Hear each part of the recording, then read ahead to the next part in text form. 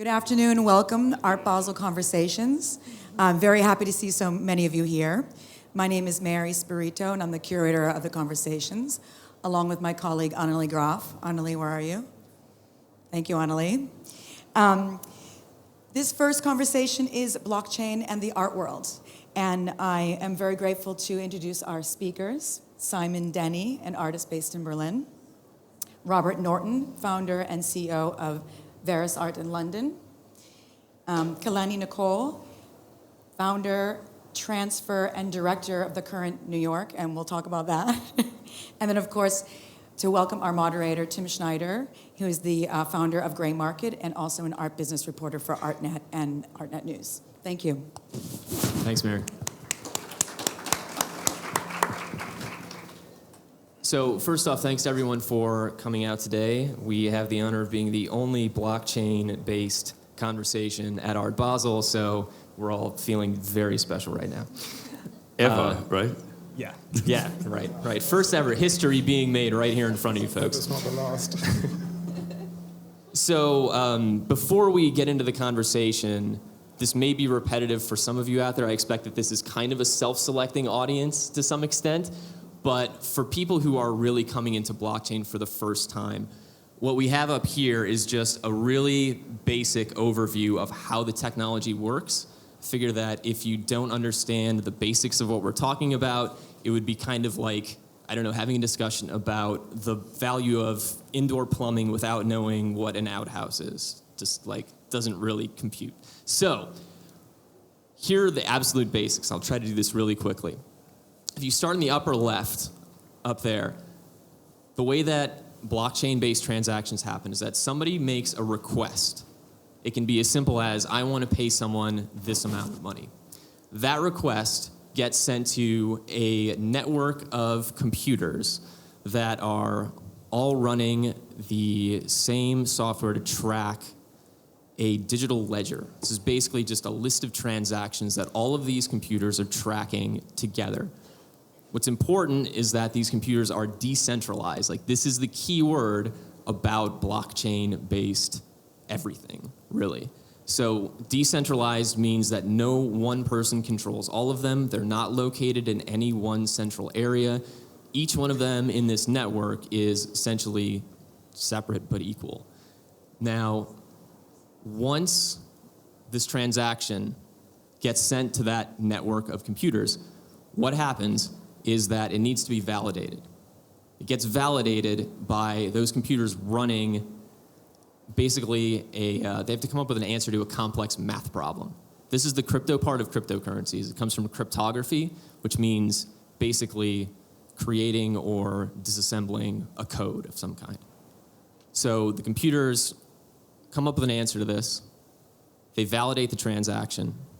Once the transaction is validated, that update, whatever that request was, then gets updated on all of the computers simultaneously. So they all have the new information.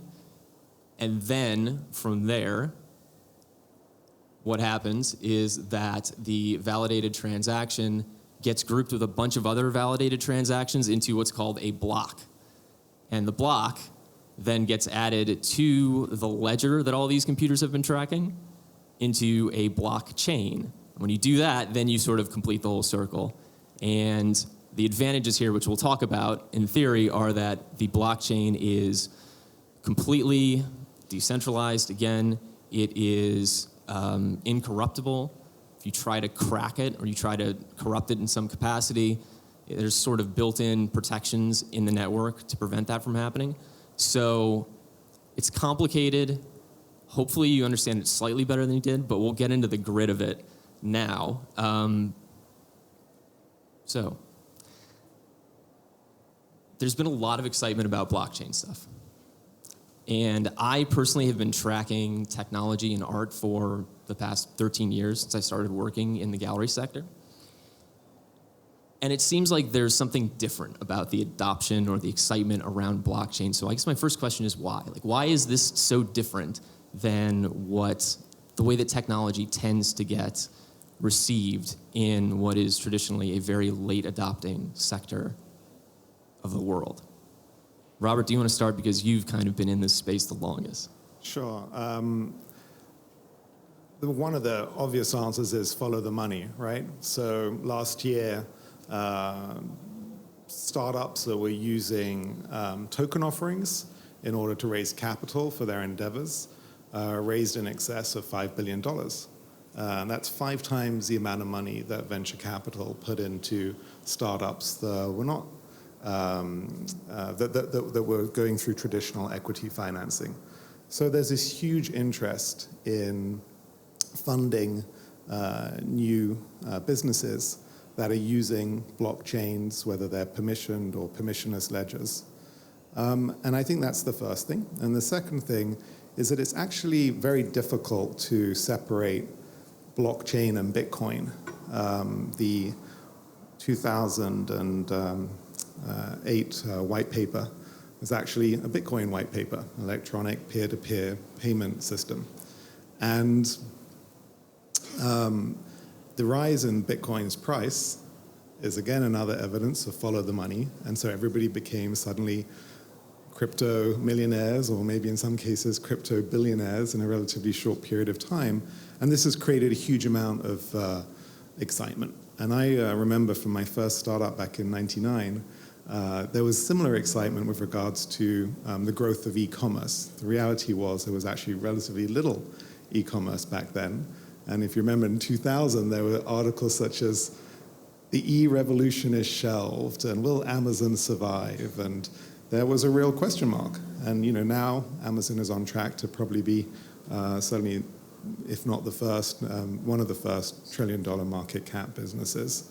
So I would say there's a lot of excitement, there's a lot of hype, but I think in general this is a technology that's here to stay, first and foremost because over the last 10 years it's proven to be a very resilient append-only data structure.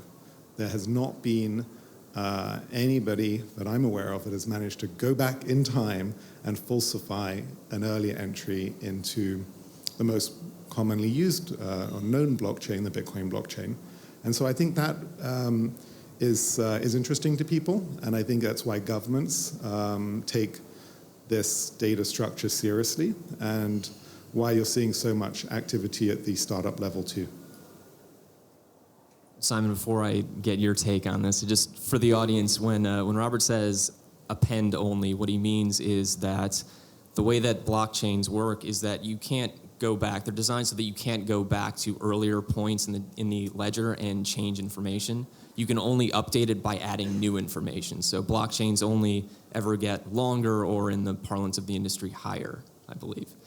So just a quick aside. Simon, what do you have to say about all this? Same question, you mean? Yeah. Also, yeah, I would say I agree with you that the key thing is I think people who are interested in buying and selling art are more often than not these days also interested in finance, and that this is a big thing in the finance community. So that's why it's come to art maybe a little quicker than other technologies have. Having said that, it hasn't actually, as of yet, hit art, right? And in the way that it's changed. I mean, you have people building products like yourself, and other people maybe with crypto wealth buying art. Very few, I would say, at this point. But I think the kind of impact of blockchain might take a little longer, even though people are already excited about it and building products. And that's true for the wider industry on the internet, as it is probably for art and its lovers. Kelani, do you have anything you want to add to? Yeah, I mean, my optimistic answer to this question is that there is a substantial subset of the art world that would love to see real change, especially in outsider communities. So, for example, my specialty is media art, and there are decades of artists who have been working in media who are essentially lost to the market and contemporary art criticism. So people are really excited that this technology might actually be able to usher in change. And my more pessimistic answer, I think, aligns with what you guys are talking about, which is that the perfect application of blockchain is asset control. and more art is being treated as an asset.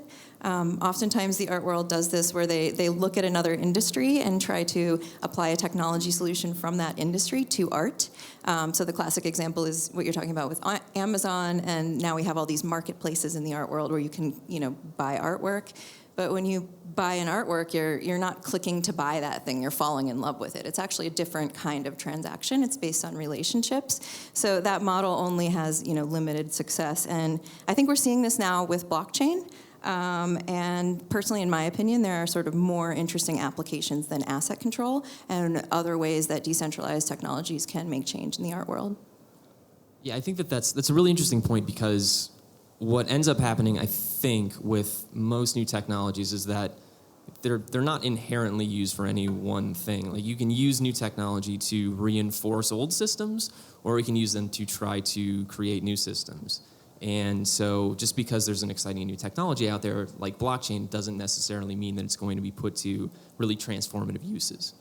So you did touch on this idea of kind of retrofitting almost technology to the art world's needs. And Robert, I think that you have a particular stance on this, because Verisart is on some level a blockchain certification platform. Because one of the use cases that's out there for blockchain that a lot of people are excited about is provenance. So can you maybe speak to why blockchain would really make a huge difference in this space? Sure.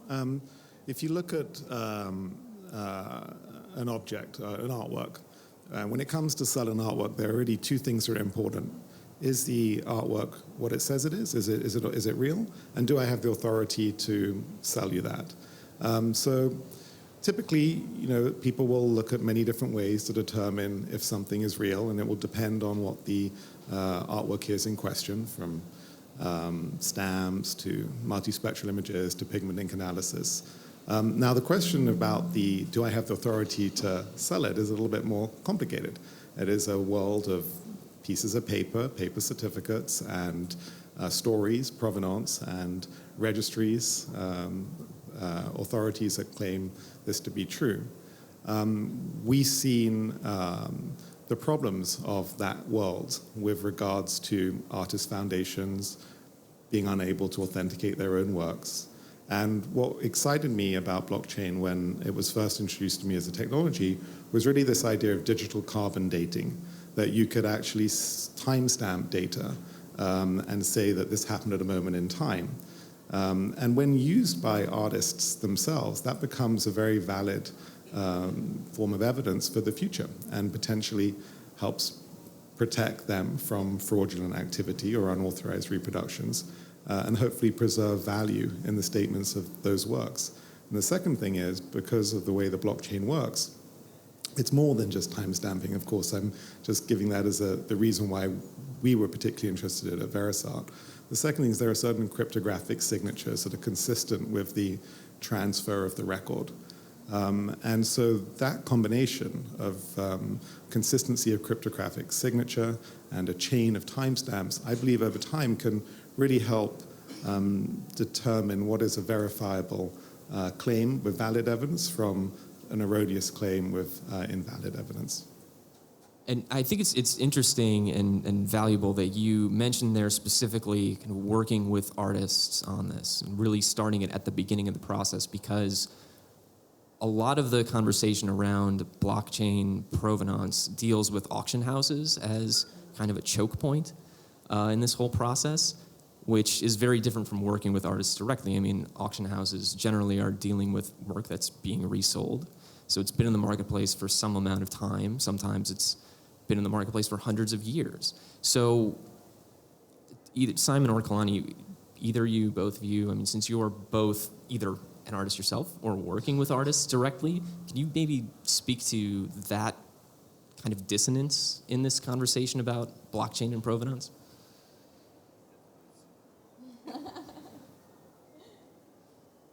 Yeah, I mean, I really appreciate this question, because I think that there's obviously those in power are not really keen to develop these kinds of standards. It's maybe not their primary interest. And as far as provenance goes for artists, it's in some ways simple. I say that, you have to have a developer mind and understand these technologies, but there are platforms like Ascribe, .io, which is an artist title registry on the blockchain that was developed in 2014.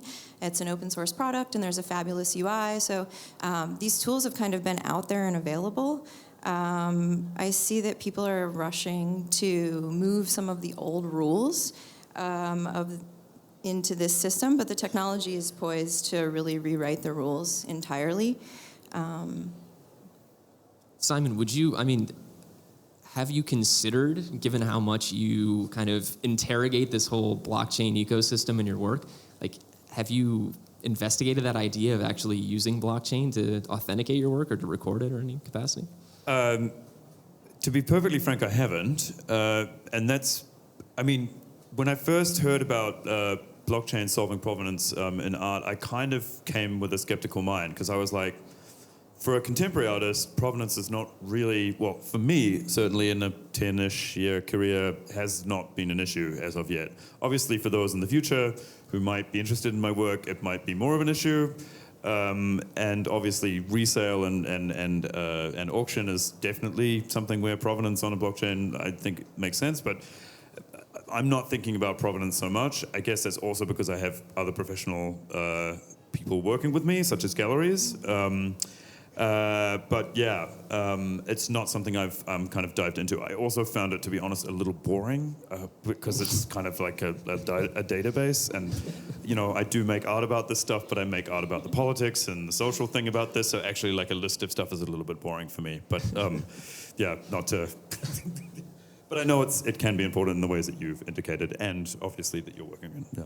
Yeah. Well, Robert, when you're working with artists, what has been the general reaction? And I guess are the artists that are responding to this people who, what kind of level of the marketplace are they at? What kind of awareness is out there for them already? I guess what I'm trying to get at is, are the artists that are really responding to this people who already kind of have a traditional market presence, or is this people who are coming in and sort of saying, I want to try something different? So the two most well-known artists that we work with are Shepard Fairey, who's been using us for quite a long time, and he's an interesting artist because he crosses so many different mediums, street art, and he also has a very successful business that sells online editions and these kind of flash sales, and he also sells fine artwork. And when people are selling multiples of a work, certification is really important because forged works are not just at the individual level, they're also at the multiple level. And you saw recently, last year, some people sentenced in New York for selling fake Damien Hirst prints on well-known online auction platforms.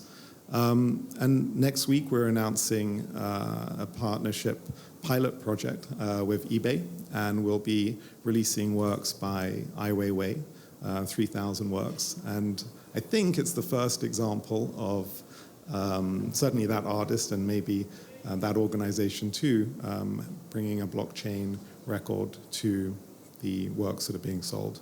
So we're in the business of going and showing real cases where people see value in using this technology for making better records of the work.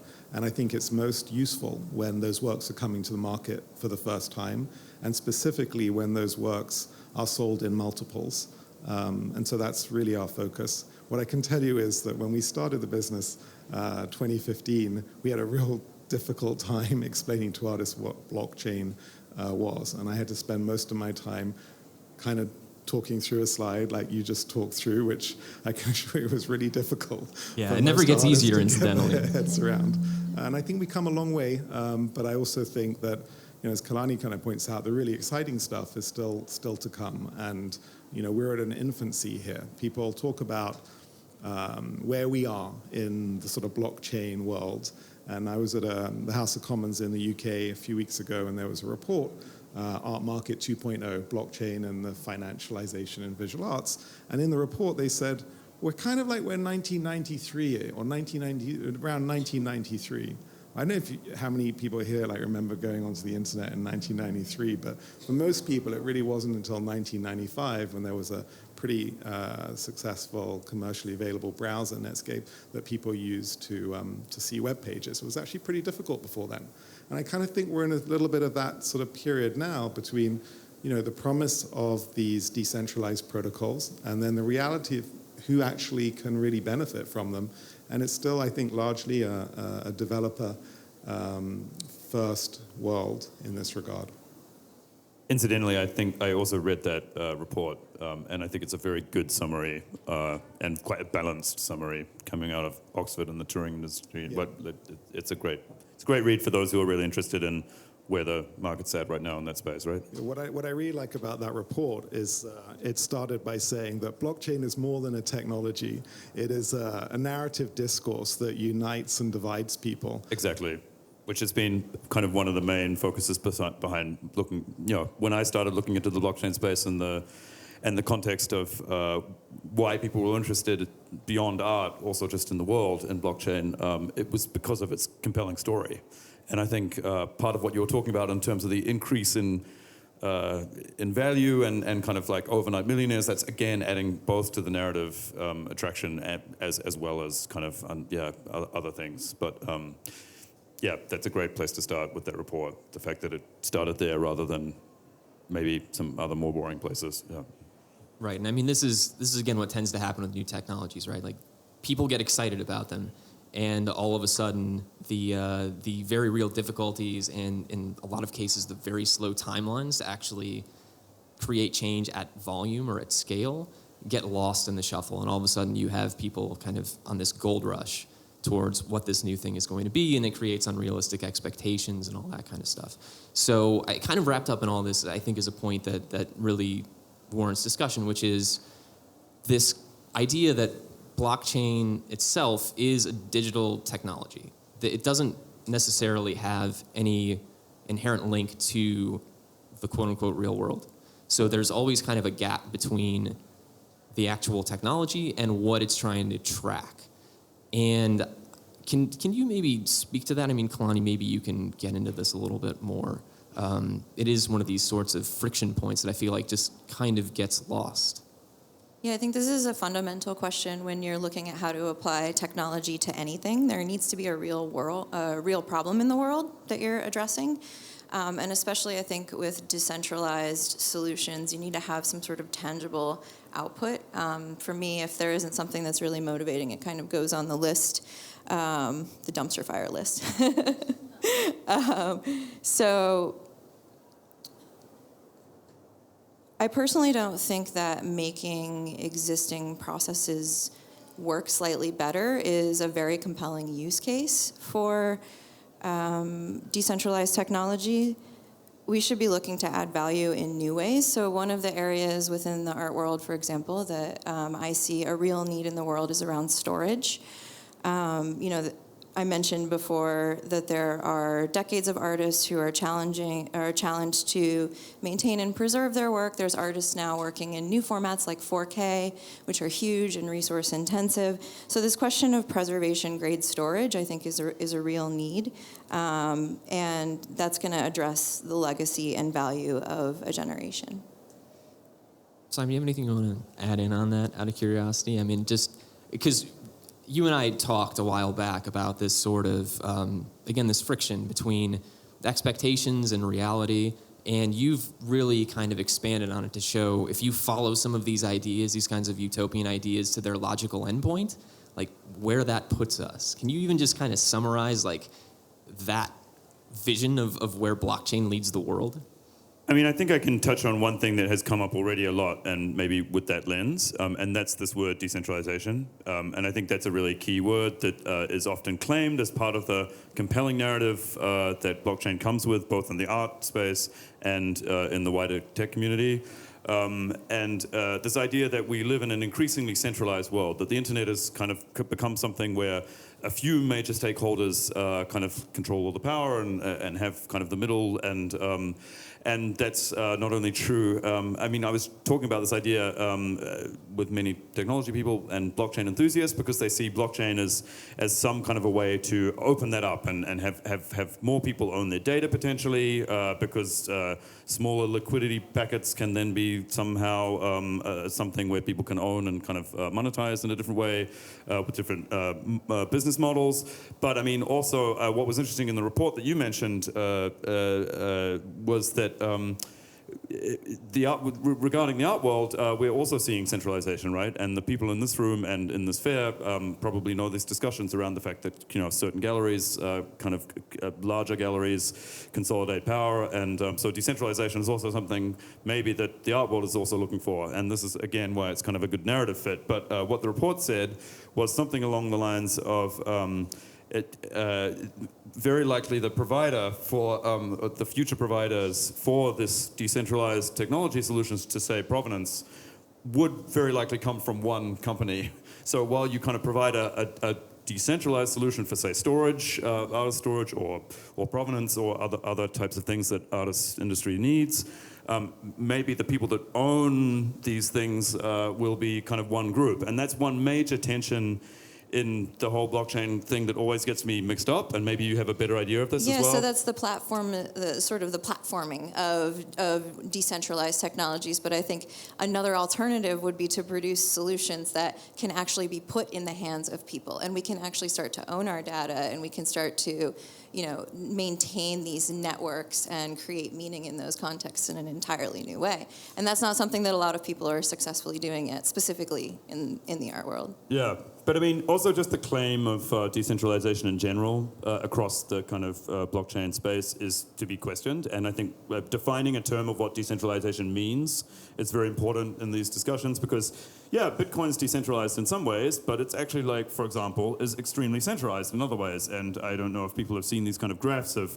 how many people own how much value in Bitcoin, and there's a very small amount of people that own a whole lot, and like not very many people at the bottom that, And I mean, also in terms of developing, and there's this kind of claim, oh, it's open source, so therefore everybody can have access to kind of developing open source technology, but actually there's like a literacy aspect to that as well. Not actually everybody can do that, and that's another, maybe that's a user interface thing, maybe that's an education thing, maybe this is an early moment and it'll grow, but this kind of claim between what is really decentralized and what is centralized, I think is kind of like a very core question, not only in the art context, but in the technology thing at wider space. So I just want to add to that. I think it's really at the heart of what's important here, because there may be that the real impact of blockchain will be that it changes the way we do store information at a central level. If you look at what Google's doing with Trillion and certificate transparency and key transparency, actually they're using a Merkle path and a Merkle tree and creating verifiable logs, but they're not moving to a distributed file storage platform. And I think it will be very unlikely that you'll see AWS suddenly move its whole infrastructure to a distributed file storage system. And I think, when I first started attending these blockchain conferences, I would sort of describe there as a sort of group, different segments of people in the audience. There weren't really any naysayers because it was a self-selecting group of people that were attending Bitcoin North American conferences. Kind of paid in a way, weirdly, in retrospect as well, right? I don't know, I wasn't speaking, but I definitely think that there is a hardline group of people who are just crypto anarchists that don't believe in owning fiat currency, that want to have everything in a decentralized form of currency, and literally in Bitcoin we trust were sort of t-shirts that were worn around these conferences. And the reality is that the real world is not going away, it's here. And one of the things I take umbrage about is this term smart contract, because it's neither necessarily smart and it's certainly not a contract. It's a piece of self-executing code which can go right or wrong according to the parameters that you set for it. And so I think that one has to be very careful about the language that we use in this space. One of the things that came out of that report that I think is really interesting, and it kind of prompted me to do a whole bunch of research about artist contracts, is this idea that smart contracts can enable artists to retain their rights in the future value of a work. And we're seeing this in some of the digital-only platforms in the US, where a digital collectible is resold, and a portion of that is encoded that it goes back to the creator of the work. Now, this is not new. This is something that started in 1971, Seth Siegler, the Artist Rights Agreement, and people have tried over the years. And It's interesting, and when looking at this, Lawrence Weiner explored the idea of records of transfer for his conceptual artworks.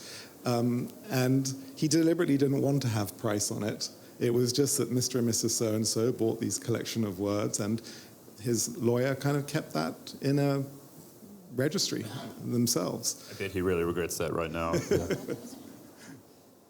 Well, I mean, this all raises a really interesting question to me, because one of the kind of great benefits of blockchain that I keep hearing about in the art space specifically is that once the art world signs on to blockchain wholeheartedly, all of a sudden there's this huge mass of crypto wealth that's out there. And these people who have not up to this point gotten involved in what we see as the traditional art world, but that once the art world adopts blockchain, suddenly there's going to be this sea change. And all these people who previously haven't had an interest in the world are going to really just run in and want to be a part of it. I always wonder about that, because it seems like, again, this idea of self-selection that we keep coming up with, we keep coming back to this idea that people are operating in a certain way because they choose to. So is it likely to you, anybody who wants to answer this, that even if we had kind of the best case scenario for blockchain adoption, that it would suddenly open up the gates to like a population that up to this point has shown really not that much interest in really getting involved? Like, is part of the reason, I guess what I'm saying is part of the reason those people haven't gotten involved because they don't want to be involved in kind of a traditional structure like what the art market is?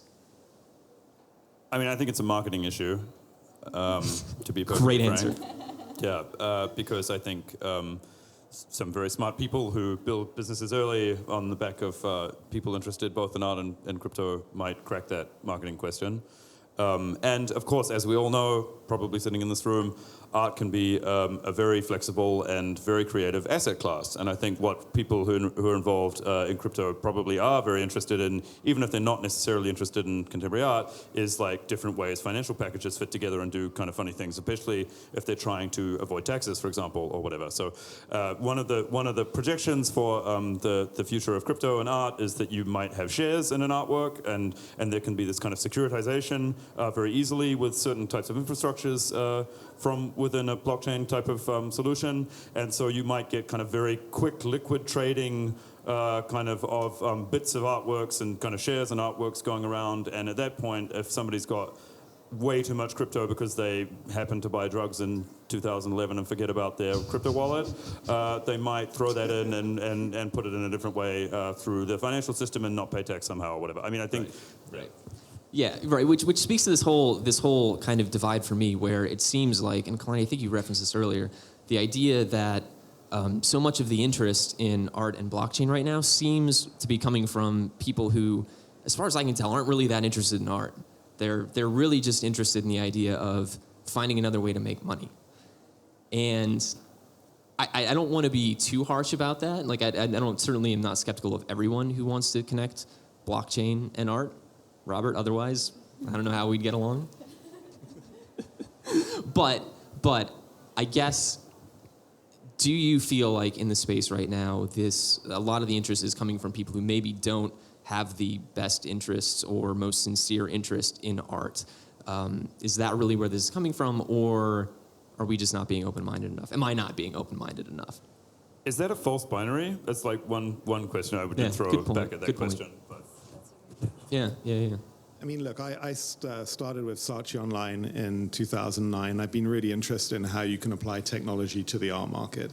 Back then, when we were building this as an e-commerce platform, there was a real question mark as to whether or not people would want to buy works by unknown artists they hadn't seen before through a digital interface. And it's proven to be, I think, the most successful platform online for unrepresented artists to sell their work direct to consumer as a art-only platform.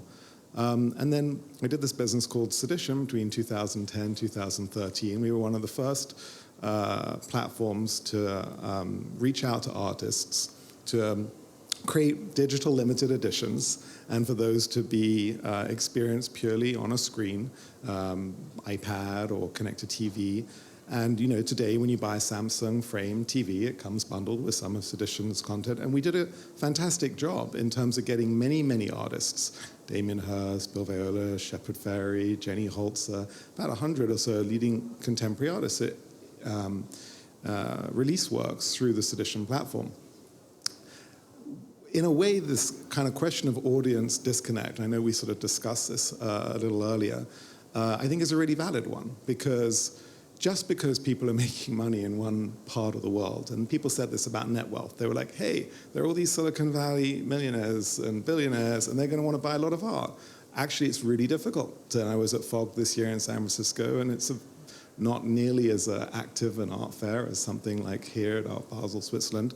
And I think there is this totally false belief that just because you see crypto wealth, that means that that crypto wealth necessarily wants to buy traditional artwork. And actually, I was talking to some of the artists that we worked with at Sedition in the wake of this craze, Crypto Kitties, which has been a classic kind of rise and fall in terms of usage. And before Search Online, I was at King.com, and we had a craze. It was called Candy Crush, and everybody for a while played it, and it turned out to be a very profitable craze for the business. But what CryptoKitties showed is precisely the fact that these people don't want to buy the traditional art that you would expect, because what they're buying is a new form of digital collectible, and to Kelani's point, made possible by this technology, right? Point being, it's collectible, it's adorable, but it's breedable. And none of the artists that we spoke to at Sedition would have thought about breedability as a key function and requirement of their art. Yeah, it's gamified, right? It's gamified, right, absolutely. I think that, it's that maybe it's not poorly intentioned, but it's just that all of the activities may be around the wrong issue. So I think there's definitely a vibrant generation of cultural supporters in San Francisco. I love San Francisco. I'm spending some more time out there this fall. And they make bizarre investments like Burning Man. They spend a ton of money in that way. And they just don't see the value in the scarcity model of the art world. It's obtuse to them. It's counter to the ideals that enable their wealth. And it doesn't map to how they invest in their own creative endeavors. And I've observed some of these auctions, the Crypto Kitties that are going for like $140,000, right? And I know some of these guys personally who are into these collectibles, but as you're saying, there's these different dimensions that are involved. It's a dimension of investment, but it's sort of gamified investment through the mechanism of breeding, and it's very social. So it's kind of sporting in the way that, contemporary art auctions are. Yeah, we had right? this when I was at AOL. People used to go into chat rooms and they would say, "I'm Werewolf 1905," and they would have these different names, or "I'm kind of Smurf." And then if somebody else was called Werewolf 1821, they would start talking to each other because they had in common how they presented themselves in this digital environment. And I kind of think, in a way, CryptoKitties touched on to some of those kind of early net interactions, which is, here's my kitty, looks like this, and it's going to go breed with your kitty, look like that. But it was a way of actually social interaction in addition to gamification. Yeah. We have to wrap it up, apparently. But if you have a quick point that you'd like to make, Kelani, go ahead.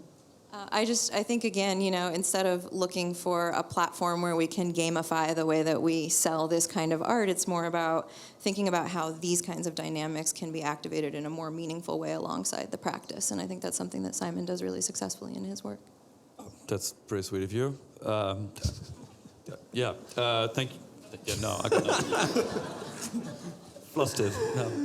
Yeah. So I guess the takeaway here is that there's a lot to still be discussed and worked out if we're going to really figure out how these two spaces are going to intersect.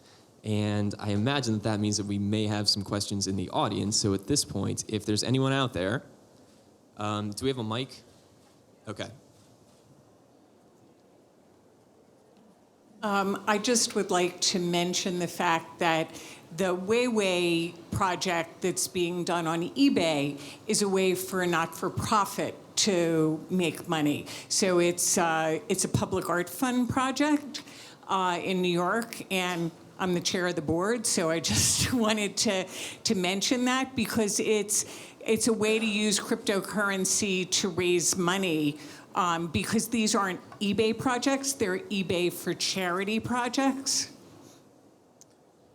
Yeah, that's absolutely right. I actually have my eBay talking points here. They proceeds benefit Public Art Fund USA for UNHCR and International Rescue Committee.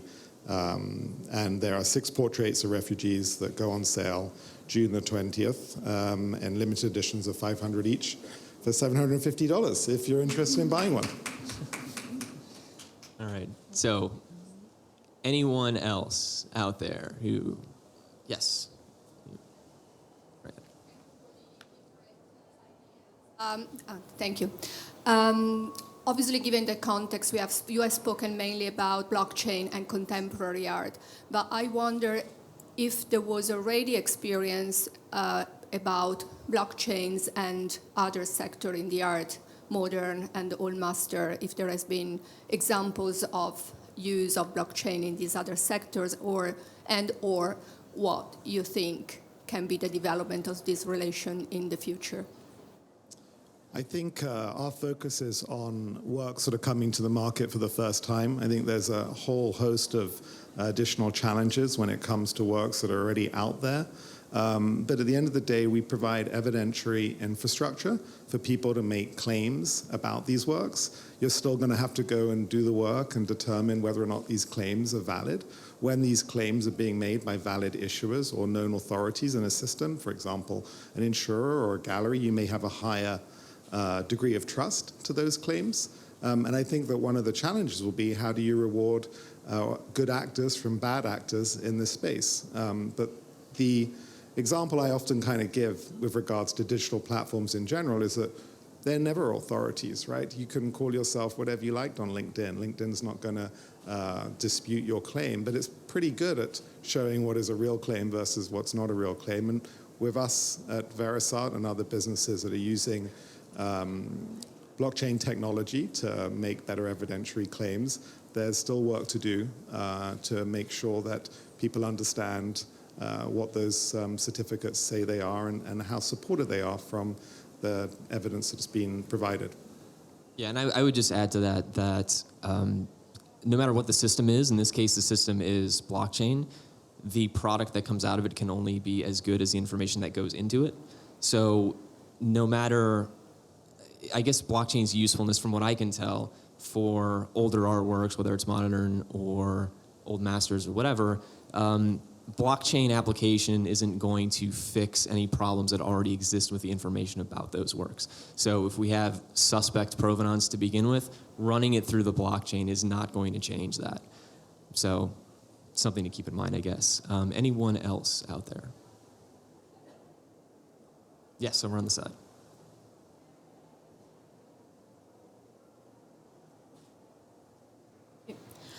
I have a question that goes back more to the real world part of the blockchain.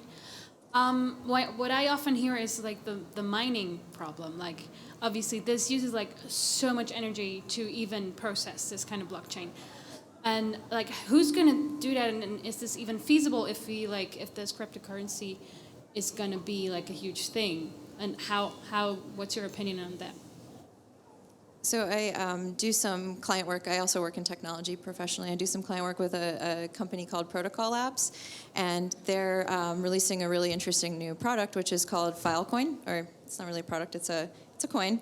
But essentially, what it does is it shifts the work of mining, incentivizing hard drive space instead of computing power. So I think this is one of these really interesting ways where they're addressing this kind of physical work that is behind this technology, and they're actually also, in a very physical way, moving the work from one location in the computer to another. So there's all these sorts of tangible outcomes of an idea behind a technology like this, and an idea like that I think is pretty powerful. Yeah, I mean, just also more broadly, that's a great example, but there's many, so the mining way of producing cryptocurrency, which is starting with Bitcoin, which is often called proof of work also, there's many other systems that are being proposed to replace proof of work. And for example, Ethereum, maybe the most known blockchain after Bitcoin, is trying to move to a system called proof of stake, which is not about how much computing power is done to break a code, but is instead about some kind of decision-making thing, sort of where people that have a lot of currency get to make more decisions, which is a bit bizarre, but maybe I got that wrong. But but just to say, people in the blockchain space, this is one problem that they're very, very aware of. And while it's a big problem and a growing problem, I think it'll be a problem that possibly can be solved by other systems. Right. Anyone else? I know I have the mic, but I do have a question. So I have a friend, Gabriel Butu. He started an organization which was essentially to fund an artist to create a work. So you've got tons of companies, obviously, that are raising money on either the Ethereum network or through other avenues in order to start a business. And it's an amazing way for people to actually start a business. And he started something where it was the same idea, but it was to enable an artist to create work and to be paid in advance. And if you look, and it failed, essentially. And the big question about technology is that sometimes we focus a lot on technology and not on the problems, and you must always think about the people and not about the technology. And I would be curious, because for me that is a real issue, is this whole thing about making an artwork is time consuming and it's expensive and there's a risk involved, and why decentralizing, a model like decentralizing paying an artist in advance through something like Bitcoin would not be something that the market would have been ready to adopt yet. Does that need a blockchain? Would be my question to that. Does paying an artist in advance for making work, is that a technology question, or is it a social question or something like that? It was Hello? It was decentralized. So it was on the... What does that mean? Sorry. It was through using blockchain to raise the funds. Like a crowdsourcing of funds, you mean? Essentially, yes. Which also doesn't necessarily need to be on a blockchain, for example. No, it doesn't. Right, exactly. Yeah. I don't know. I just think there's often like, oh, let's make a blockchain, kind of gets thrown at a whole bunch of problems that actually don't need to be solved by blockchain and actually aren't very capable to be solved by blockchain. I'm not saying this is one of them, but I think the questions of exactly what technology is best to solve what problem is something that every technologist worth his salt asks before they build something. Yeah. Yeah. On that point, I will just mention that last month, Wired put out a piece that was just titled 187 Things the Blockchain is Supposed to Fix. And some of the highlights included people not taking their medicine, checking ID for purchases like alcohol, and one that is literally just paper. So I just got these. Yeah, go ahead. Sorry. No, in my circles, if there was ever a problem in the studio, we'd just say, oh, let's just put it on the blockchain. Right. Exactly. All right, I think that is a fitting end. Thanks, everyone, for coming in. Thank you to my glorious panelists here, and enjoy the rest of your day, folks.